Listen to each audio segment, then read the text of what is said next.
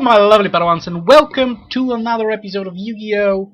Where I showcase decks, where I will showcase replays and I will play duels live, not live as in live streaming, but just live for the sake of the video.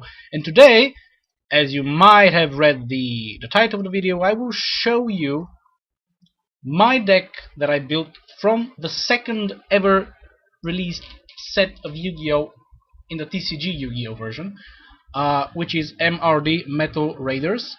And yeah, I used this set to play against my friend who also had an MRD deck, which I will do a profile after this, in the next episode.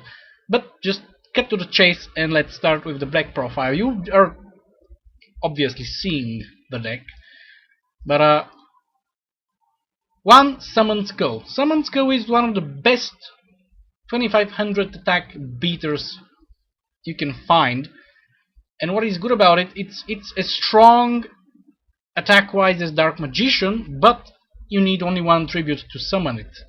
So one of these, and then you have 3 of 7 colored fish. That's a level 4 1800, pretty decent monster card. Then some defense monsters, Prevent Red.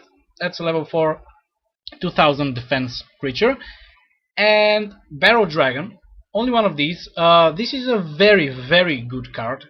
It requires 2 summons. It's 2600 attack, 2200 defense, but it has an effect that once per turn you get to select a monster your opponent controls. Then you toss a coin 3 times, and if the result is 2 heads or more, you destroy the selected monster. Basically, if you're lucky, you can just destroy the opponent's boss monster or whatever, or just anything. Then I have one Pumpkin, the King of Ghosts. That is also a very neat card. You require to sacrifice a monster to summon it. Basically, you just set it, then you flip it, or just summon it in attack and then get it to defense. But basically, what this does, it is used in a combination with Castle of Dark Illusions, and when Castle of Dark Illusions is placed upon the field, this card gains 100 attack and defense, and then an additional 100 attack and defense for each of the next 4 standby phases. So basically, this can go to 2300 attack and 2500 defense, which is awesome. 2500 defense, just leave it there, and not many cards in the MRD can just get over that. Then I used 3 copies of Jirai Gumo. That's a level 4 2200 attack. Let that sink into your mind. For all those of you who don't know this or have forgotten about this card, 2200 attack points for a level 4. Okay. But there's a trick to it. You can leave it just in attack. It acts like a defense position monster with 2200 attack. Not many cards can get over it. If you, however, want to attack, there is a twist. Because when you declare an attack, you have to toss a coin and say either heads or tails. If you call it right, then you attack normally, do 2200 damage, everything's okay. But if you don't call it, let's say you say it's gonna be tails, but you get heads. Before attacking and dealing 2200 damage to your opponent or destroying their monster or whatever, your life points are halved. So basically, if you do that, if you're second in the duel and you do that in your turn, you summon it and you attack with it. From 8000, you are risking to go down to 4000, which is, yeah, it's a double-edged sword. It's an awesome defense card, however. Then I used 3 copies of the Bistro Butcher, which was a mistake, which I later on switched up for 3 copies of Ryukishi Empowered. Basically, the Bistro Butcher is a level 4 1800 attack card, which is okay if it wasn't for its effect, which is when you inflict battle damage to your opponent's life points, your opponent, draws 2 cards from their deck, which basically acts like a drop out of grid every time you deal damage with the Bistro Butcher, which is, I don't know why this card actually exists. It's one of the biggest reasons that I lost our MRD battle, but you know. Then one copy of Witch of the Black Forest, one because we stuck to the rulings of this card even before it was banned completely. It was only limited, you know. Basically what this card does when it's destroyed, no, not destroyed, sent from the field to the graveyard, you can select one monster with defense points of 1500 or less from your deck, show it to your opponent, and add it to your hand, and then shuffle your deck. Then I have one copy of Castle of Dark Illusions to go with my one copy of Pumpkin, the King of Ghosts. Basically what this card does, it's a level 4 1930 defense, yeah, 1930. It's from back in the day when Konami were so crazy with these crazy defense and attack stats, which were not ending on 50 or just 100, you know. Which they abandoned that thing, but you know, whatever. What this thing does, it's got a flip effect. When you flip it, all zombie monsters, all zombie type monsters that you control, or maybe all on the field, that's a bit vague, gain 200 attack and defense points. So during each of your next 4 standby phases, each of those zombie type monsters gains an additional 200 attack and defense. So that's crazy. That's 1000 attack and defense points for your zombie monsters as an addition. And Pumpkin, the King of Ghosts, counts as, you know, an attack as a zombie. So basically, when you combine Pumpkin and Castle of Dark Illusions, you can get Pumpkin to the whopping 3300 attack points. And if you want to use it for defense, 3500 defense points, which is a lot. Which is frankly a lot. Then I have one copy of Dream Clown. Dream Clown is a very neat level 3 warrior card. Its effect is that when you change it from attack to defense position, you can destroy a monster on your opponent's side of the field. So if you protect it long enough to use this effect, you might destroy your opponent's boss monster or whatever. Then I have 2 copies of Mask of Darkness. That's a pretty straightforward card. It's a flip effect card. When you flip it, you can get one trap card back from your graveyard to your hand, which is awesome for recycling those mirror forces or whatever. Then one Time Wizard, just for the fun of it.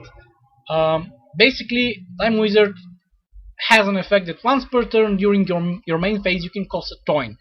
Did I say toss a coin? You can toss a coin and call it. If you call it right, you can destroy all monsters on your opponent's sides of the field. But if you don't call it right, you destroy all the monsters on your field, including Time Wizard, and then you lose life points equal to half of the total attack points of your destroyed monsters. So basically, if you have a lot of strong monsters, you can kill yourself, which is not very good. Then I have two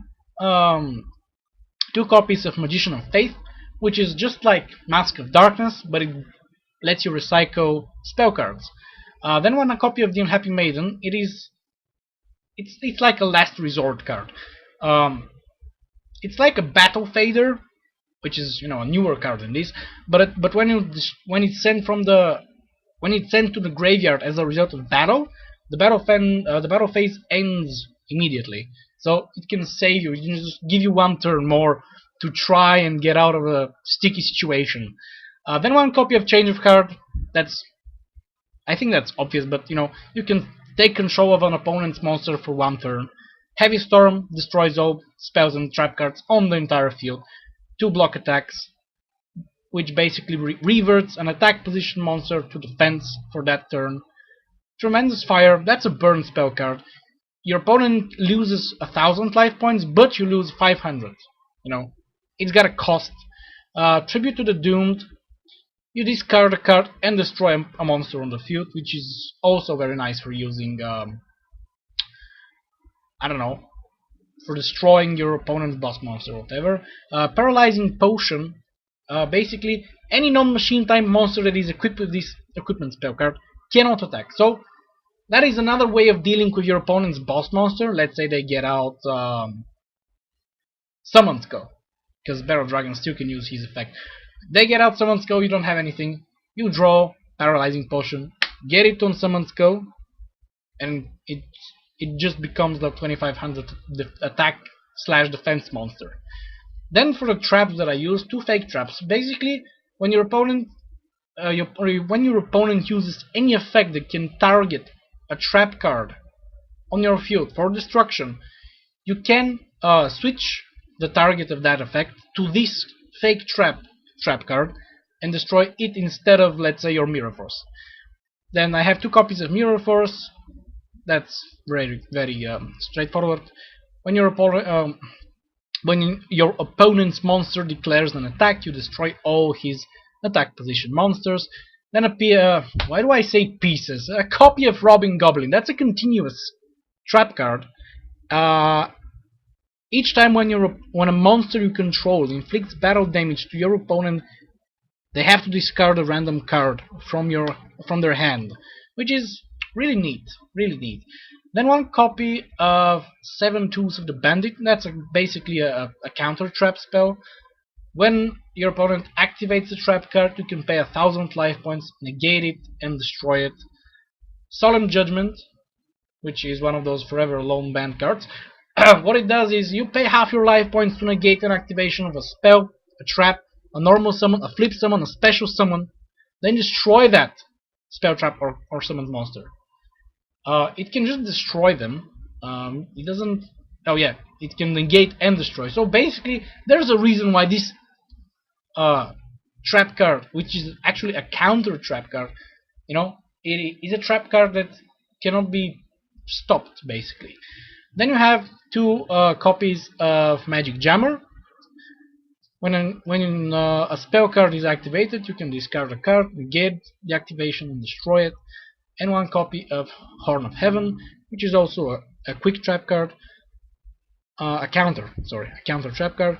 You can tribute one monster on your side of the field to negate a normal summon, flip, or special summon of a monster and destroy it. And that's basically my MRD deck profile. I hope you enjoy it. I hope you build it and not use the Bistro Butcher. And yeah, have fun, and may the Force be with you always.